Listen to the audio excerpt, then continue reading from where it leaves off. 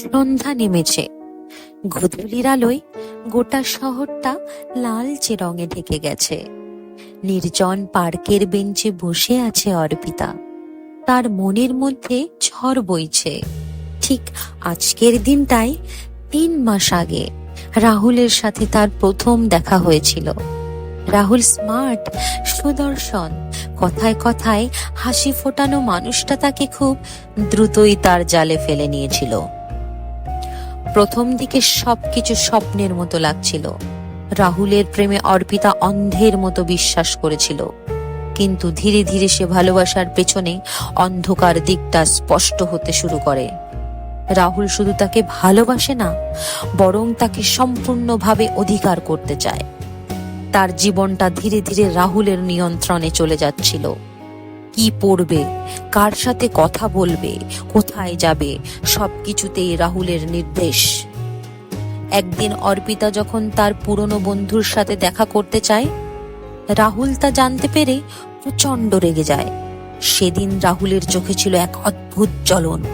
তুমি আমার, শুধু আমার, সে হিংস্রভাবে বলেছিল। অর্পিতা বুঝতে পারে এই ভালোবাসা তাকে ধ্বংসের পথে নিয়ে যাচ্ছে। সে মুক্তি চেয়েছিল, কিন্তু রাহুল তাকে ছাড়ার মানুষ নয়। রাহুলের অত্যাচার দিন দিন বাড়তে লাগলো। অর্পিতা ভয়ে, দুশ্চিন্তায় প্রতিদিন কাটতে লাগলো।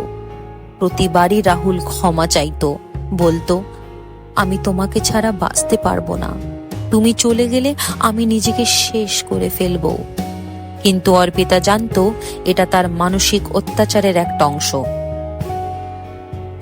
অবশেষে অর্পিতা একটি কঠিন সিদ্ধান্ত নেয়। সে রাহুলকে সরিয়ে দিতে চায় চিরতরে। একদিন সে রাহুলকে পার্কে দেখা করতে বলে। রাহুল এসে হাসি মুখে বসে, অর্পিতার হাত ধরে। তুমি তো জানো আমি তোমাকে কতটা ভালোবাসি, রাহুল বলে। অর্পিতার মুখে হাসি রেখে ধীরে ধীরে নিজের ব্যাগ থেকে ছোট্ট একটি ছুরি বার করে। রাহুল কিছু বুঝতে পারে না।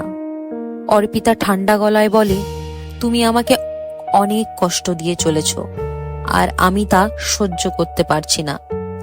আমার মুক্তি চাই, রাহুল। রাহুল অবাক হয়ে যায়, বলার কিছু খুঁজে পায় না। পরের মুহূর্তেই অর্পিতা তার বুকের মধ্যে ছুরিটা ঢুকিয়ে দেয়। রাহুলের চোখে প্রথমে অবিশ্বাস, তারপর ব্যথা ফুটে ওঠে। রক্তে ভিজে যায় অর্পিতার হাত। রাহুল মাটিতে লুটিয়ে পড়ে। ধীরে ধীরে তার দেহ নিথর হয়ে যায়। অর্পিতা কিছুক্ষণ চুপ করে দাঁড়িয়ে থাকে।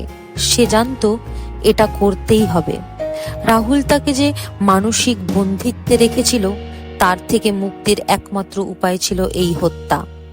কিন্তু তার হাত কাঁপছিল।